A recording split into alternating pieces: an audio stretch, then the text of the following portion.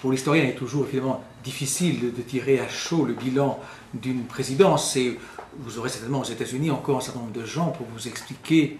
que l'histoire rendra justice à ce président trop décrié. Je pense qu'on peut dire malgré tout, je veux dire objectivement, que le bilan est particulièrement lourd. Il est lourd parce que sur le plan international, le président a gaspillé l'aura que valait aux États-Unis d'abord leur statut de vainqueur de la guerre froide, de pays champion des libertés, mais aussi la sympathie internationale qu'avait valu à ce pays les attentats du 11 septembre. Il a gaspillé, je dirais, d'abord en pratiquant un unilatéralisme musclé qui a aliéné certains de ses alliés et donné l'impression à la communauté internationale que les États-Unis ne pratiquaient pas ce qu'ils disaient. Il a surtout lancé le pays dans deux guerres qui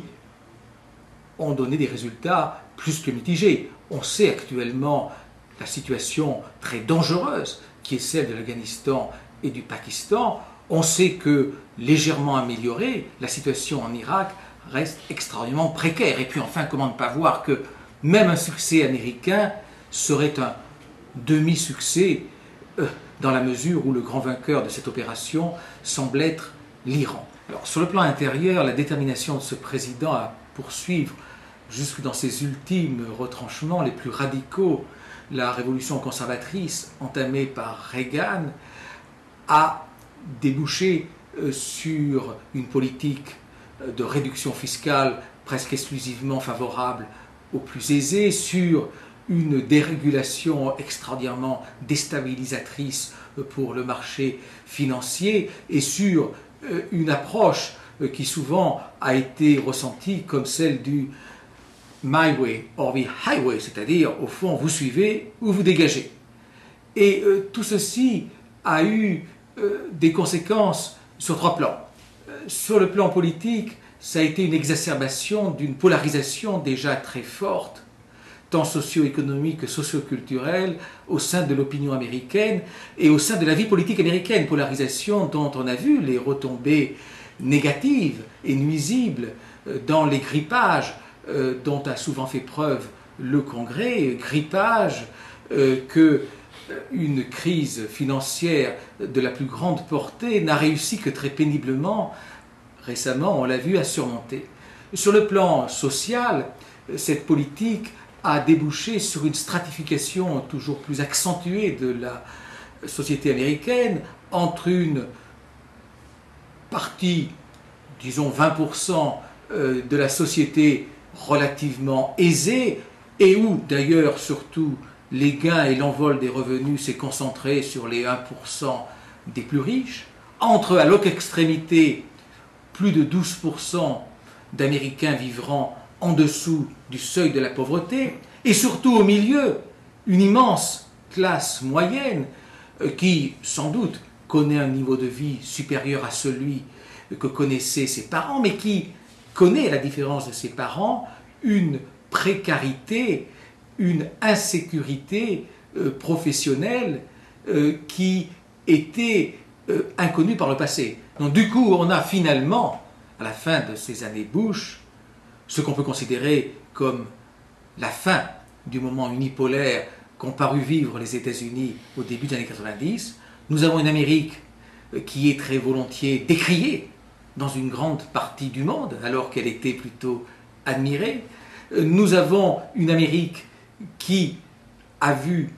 sa puissance militaire tenue largement en échec lors des deux guerres dans lesquelles elle s'est lancée. On a une Amérique terriblement affaiblie sur le plan économique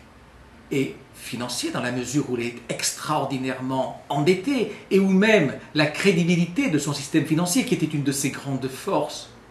a été directement affectée par les turbulences que nous venons de vivre. On a surtout, je dirais, un modèle américain qui a beaucoup perdu de son attrait. Il l'a perdu d'abord parce qu'évidemment, On voit bien que l'Américain moyen est confronté à des problèmes d'insécurité économique inquiétants, que la prospérité qui était attachée à son image n'est plus automatiquement d'actualité,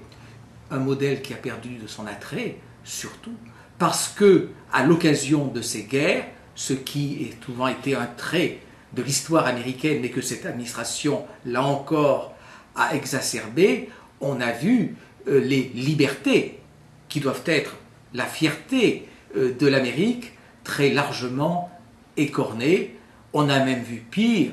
on a vu au-delà des mesures de l'US Patriot Act sur le plan intérieur, au-delà des écoutes qui ont été conduites sans mandat accordé par le panel de juges habilités à le faire, on a eu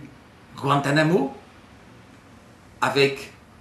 des prisonniers auxquels on refusait le bénéfice des conventions de Genève. On a eu Abu Ghraib,